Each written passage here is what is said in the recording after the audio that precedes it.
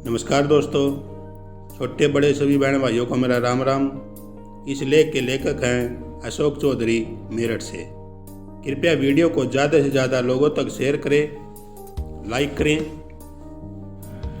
सन 1857 के अमर क्रांतिकारी एवं किला परीक्षितगढ़ के अंतिम राजा राव कदम सिंह की कहानी। सन 1857 के स्वतंत्रता संग्राम का प्रारंभ मेरठ से हुआ। इस स्वतंत्रता संग्राम में मेरठ के किला परीक्षितगढ़ कस्बे के निकटवर्ती गांव पुट्ठी के निवासी राव कदम सिंह ने विदेशी अत्याचारी ब्रिटिश सत्ता से भारतीय क्रांतिकारियों के साथ मिलकर जो संघर्ष किया वह बुलाने योग्य नहीं है। राव कदम सिंह किस पृष्ठभूमि से थे, वो कौन सी सामाजिक पूंजी थी जिसने राव कदम सिंह को अपने क्षेत्र के क्रांतिकारियों का नेता बना दिया। इस पर नज़र डालें तो हम सन 1857 से 67 वर्ष पूर्व में सन 1790 में जाना होगा, जब किला परीक्षितगढ़ के राव जैत सिंह नागर की मृत्यु के बाद उनके दत्तक पुत्र नैन सिंह नागर राजगद्दी पर बैठे थे। राव जैत सिंह नागर की मृत्यु के बाद नैन सिंह नागर पूर्वी परगने के राजा बने। उनके दो पुत्र थे, एक पुत्र का नाम नत्था सिंह तथा दूसरे पुत्र का नाम गुमानी सिंह था। राजा नैन सिंह नागर ने अपने क्षेत्र के प्रत्येक वर्ग को खुशहाल बनाने के लिए भरसक कार्य किया। कई सड़कों का निर्माण करवाया, चिकित्सा खुलवाए, चरागाहों के लिए भूमि दी। उन्होंने बैसुम्मा के अंदर अपने सहित अपने 6 भाइयों के लिए 7 महल बनवाए। अनेक मंदिर बनवाए, जैसे परीक्षितगढ़ का कात्यायनी मंदिर, शिव मंदिर, हस्तिनापुर में जैन मंदिर के लिए भूमिदान तथा बैसुम्मा व गढ़ मुक्तेश्वर में भी कई मंदिर व धर्मशालाएं बनवाई। उन्होंने अपने क्षेत्र में शैद मुसलमानों के अत्याचारों से आम गरीब आदमी को मुक्त कराया तथा अत्याचार करने वाले शैद जागीरदारों को मौत के घाट उतार दिया। राजा नैन सिंह नागर ने अपने राज्य की सुरक्षा एवं राजस्व प्राप्ति के लिए अपने 6 भाइयों को गढ़ियों में तैनात किया। गोरा आलमगीर की गढ़ी में चैन सिंह को, बैसुम्मा में भूप सिंह को, परीक्षितगढ़ के निकट पुट्ठी में गढ़ी बनवाकर जहांगीर सिंह को, बवाना के निकट डिकोली में बिरबल सिंह को, कनखल में अजब सिंह को, सीकरी में खुशहाल सिंह को नियुक्त कर दिया। राजा नैन सिंह नागर ने 13 वर्ष मराठों तथा 15 वर्ष अंग्रेजों के शासन के अंतर्गत अपने क्षेत्र की जागीर का नेतृत्व किया।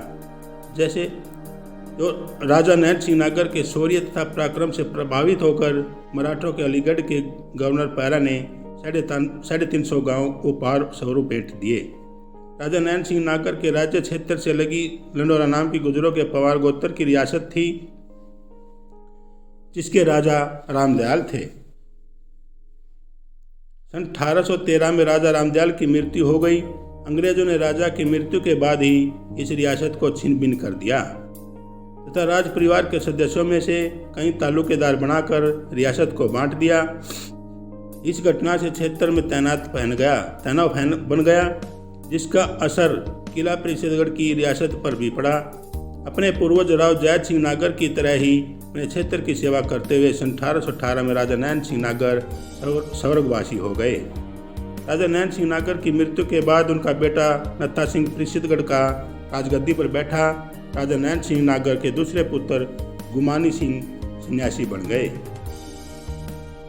यह तो सर्वविदित है कि किला परीक्षितगढ़ की रियासत दिल्ली के राज बादशाह के अंतर्गत आती थी। भारत में अंग्रेजी न्यायालय स्थापित होने लगे थे। सिविल के मुकदमों के फैसले अंग्रेजी कानून के अनुसार तथा क्रिमिनल मुकदमे शरीयत के अनुसार चलते रहे। भारतीयों को फांसी देने के लिए अंग्रेज बादशाह से आज्ञा लेते थे, परंतु यह आज्ञा एक दिखावा थी। बादशाह तो अंग्रेजों का वेतन भोगी था। प्रत्येक आज्ञा पत्र पर हस्ताक्षर करना बादशाह की मजबूरी थी। अंग्रेजी शासन के 2 चेहरे थे। एक उदारवादी चेहरा था। इस चेहरे में उनके न्यायालय, चर्च, चिकित्सालय, सड़कें, पुल तथा रेल मार्ग दिखाई देते थे, जो बड़ा न्यायप्रिय था। परंतु इस न्यायप्रिय चेहरे के पीछे जो असली चेहरा था, उसके अंतर्गत अंग्रेज अपने न्यायालयों का उपयोग भारतीयों को फांसी पर चढ़ाने के लिए रेल, सड़कों व पुलों का उपयोग सैन्य सामग्री को ले जाने तथा भारत में बने कच्चे माल को बंदरगाहों तक पहुंचाने के लिए करते थे। विद्यालयों तथा चर्चों, चिकित्सालयों का उपयोग भारतीयों को ईसाई धर्म में ले जाने के लिए करने लगे थे।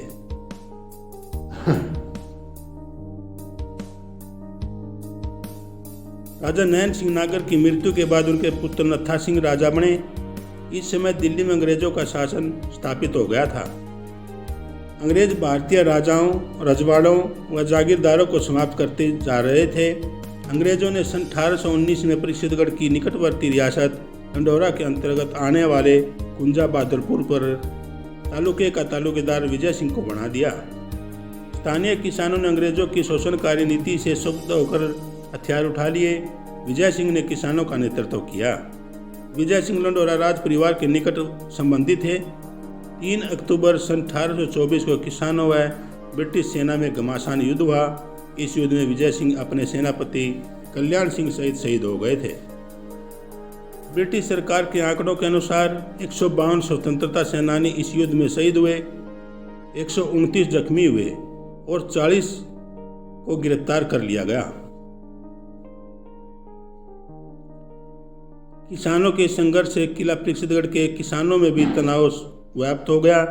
अंग्रेजी सरकार ने इस क्षेत्र में लोगों को निशस्त्र करने का अभियान चलाया।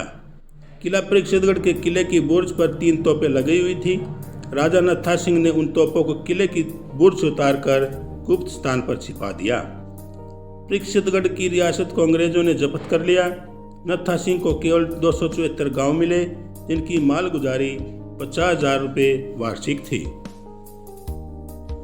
इस प्रकार राजा नत्था सिंह नागर के समय परीक्षितगढ़ रियासत एक छोटे से हिस्से में सिमट कर रह गई।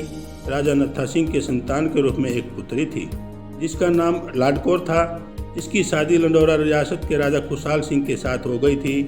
समय चक्कर चलता रहा। अगस्त सन 1833 को राजा नत्था सिंह की मृत्यु हो गई। सन 1833 में राजा नत्था सिंह की मृत्यु होने के बाद जागीर को पुनः समाप्त कर दिया गया। नत्था सिंह की रानी को 9,000 रुपये प्रति वर्ष पेंशन तथा 5% अलाउंस अंग्रेजों ने दिया। सन 1836 में सर H.M. इलियट ने जिले का बंदोबस्त कर दिया। राजा नत्था सिंह के अन्य राज परिवार के सदस्यों में 20 गांव वितरित कर दिए गए। जैसा कि ऊपर बता चुके हैं कि राजा नैन सिंह के 6 भाई थे, उन सबको 4-4 गांव दे दिए गए। 6 भाइयों में से एक निसंतान स्वर्गवासी हो गए थे। पिछले 20 गांव में से 5 भाइयों में 4-4 गांव दे दिए गए। राजा नैन सिंह के भाई जहांगीर सिंह, जो पुट्ठी गांव की गढ़ी में रहते थे, राव कदम सिंह इन्हीं जहांगीर सिंह के पुत्र थे। अब हम उस पाठ्यक्रम पर नजर डालते हैं जिसकी वजह से मेरठ में सन 1857 की क्रांति प्रारंभ हुई थी। राव कदम सिंह ने इस संग्राम में अपनी आहुति दे दी थी। 1857 के स्वतंत्रता संग्राम के प्रारंभ करने का श्रेय मेरठ को प्राप्त हुआ। इस समय कैंटोनमेंट का क्षेत्र मेरठ की सदर कोतवाली के अंतर्गत आता था। इस कोतवाली का कोतवाल धन सिंह गुर्जर था, जो मेरठ से बागपत रोड पर स्थित पांचली खुर्द गांव का निवासी था। साधु सन्यासी तथा फकीरों के बेस में नाना साहब के गुप्तचरों द्वारा क्रांति में भाग लेने वाले लोगों से संपर्क किया गया। इस निमित्त धन सिंह कोतवाल का सूरजकुंड पर अयोध्या से आए एक साधु से संपर्क हुआ। राव कदम सिंह से भी किसी न किसी का मेल मिलाप अवश्य हुआ होगा। मेरठ में 8 मई को उन सैनिकों को हथियार जब्त कर कैद कर लिया गया था, जिन्होंने गाय व सूअर की चर्बी लगे कारतूस लेने से इनकार कर दिया था। इन गिरफ्तार सिपाहियों को मेरठ डिवीजन के मेजर जनरल W.H. एविट ने 10-10 वर्ष के कठोर कारावास का दंड सुना दिया था।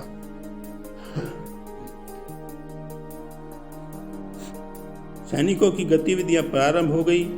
शाम 6:30 बजे भारतीय सैनिकों ने 11वीं रेजिमेंट के कमांडिंग ऑफिसर कर्नल फिनिश व कैप्टन मैकडोनाल्ड, जो 20वीं रेजिमेंट के शिक्षा विभाग के अधिकारी थे, को मार डाला तथा जेल तोड़कर अपने 85 साथियों को छुड़ा लिया। सदर कोतवाली के कोतवाल धन सिंह गुर्जर तुरंत सक्रिय हो गए। उन्होंने तुरंत एक सिपाही अपने गांव पांचली, जो कोतवाली से केवल 5 किलोमीटर दूर था, वहाँ भेज दिया। पांचली से मात्र 10 किलोमीटर की दूरी पर सिकरी गांव में तुरंत जो लोग संघर्ष करने लायक थे एकत्रित हो गए। और हजारों की संख्या में धन सिंह कोतवाल के भाइयों के साथ सदर कोतवाली में पहुंच गए।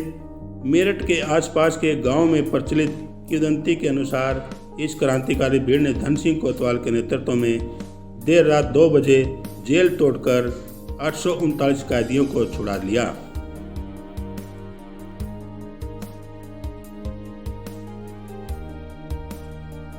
और जेल में आग लगा दी।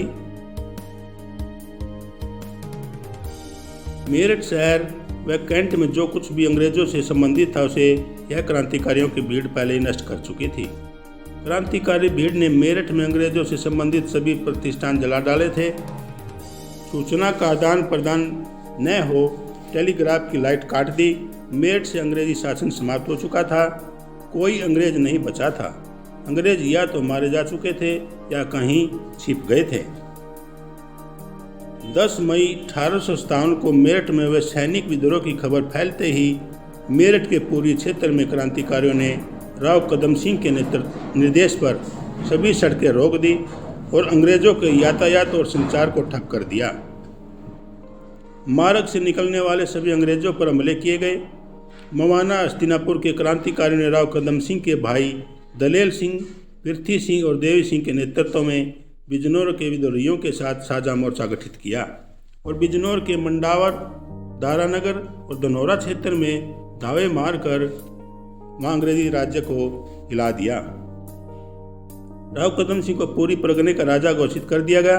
राव कदम सिंह और दलेल सिंह के नेतृत्व में क्रांतिकारियों ने परिषदगढ़ की पुलिस पर हमला बोल दिया और उसे मेरठ तक खदेड़ दिया।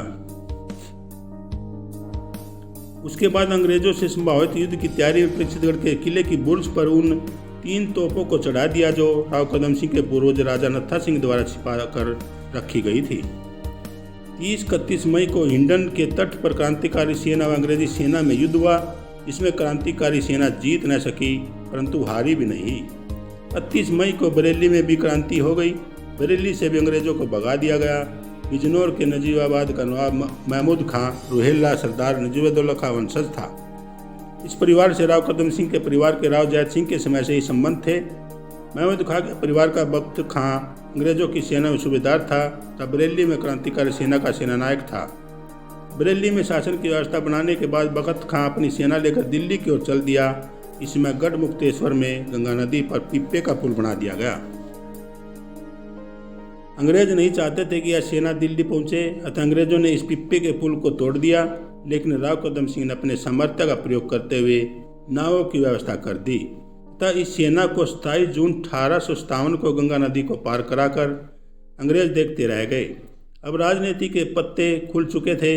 यह साफ हो गया था कि अंग्रेजों व क्रांतिकारी सेना में युद्ध होने के बाद यदि परिणाम क्रांतिकारी सेना के पक्ष में रहा तो राव कदम सिंह किला परिषदगढ़ के राजा होंगे। यदि परिणाम अंग्रेजों के पक्ष में गया तो वो होगा जो अंग्रेज चाहेंगे। अंग्रेजों ने दिल्ली की क्रांतिकारी सेना को गंगा यमुना के मध्य मेरठ से दिल्ली के बीच से मिलने वाली सहायता की हर संभावना को ध्वस्त करने का प्रयास किया। इस घटनाओं के बाद राव कदम सिंह ने परिषदगढ़ छोड़ दिया और भैंसुम्मा में मोर्चा लगाया, जहां गंगा खादर से उन्होंने अंग्रेजों के खिलाफ लड़ाई जारी रखी। 18 सितंबर को राव कदम सिंह के समर्थक क्रांतिकारियों ने मवाना पर हमला बोल दिया और तहसील को घेर लिया। आखिर रिसाले के वहां पहुंचने के कारण क्रांतिकारियों को पीछे हटना पड़ा। 20 सितंबर को अंग्रेजों ने दिल्ली पर पुनः अधिकार कर लिया। हालातों को देखते हुए राव कदम सिंह एवं दलेल सिंह अपने हजारों समर्थकों के साथ गंगा पार बिजनौर चले गए, जहां नवाब महमूद खान के नेतृत्व में अभी भी क्रांतिकारी सरकार चल रही थी।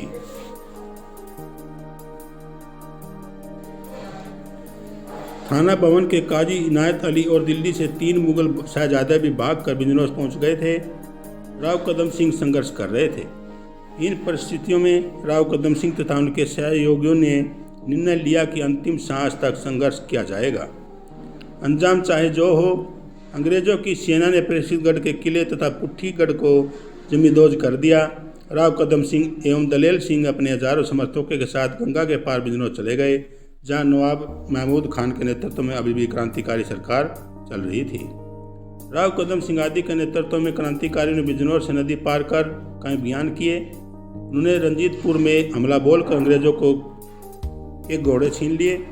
5 जनवरी 1858 को नदी पार कर मीरापुर मुजफ्फरनगर में पुलिस थाने को आग लगा दी। इसके बाद हरिद्वार क्षेत्र में मायापुर गंगा नहर चौकी पर हमला बोल दिया। कनखल में अंग्रेजों के बंगले जला दिए गए। इन अभियानों से उत्साहित होकर नवाब महमूद खान ने कदम सिंह एवं दलेल सिंह आदि के साथ मेरठ पर आक्रमण करने की योजना बनाई, परंतु उससे पहले ही 28 अप्रैल 1858 को बिजनौर में क्रांतिकारियों की अंग्रेजों के साथ हुए युद्ध में हार हो गई। अंग्रेजों ने नवाब को रामपुर के पास से गिरफ्तार कर लिया। उसके बाद बरेली में भी क्रांतिकारी हार गए। कदम सिंह एवं दलेल सिंह का उसके बाद क्या हुआ कुछ पता नहीं चलता हैं। राव कदम सिंह व उनके साथियों को सत सत नमन। जय हिंद, जय भारत। प्रिय मित्रों, इस वीडियो को ज़्यादा से ज़्यादा शेयर करें। धन्यवाद।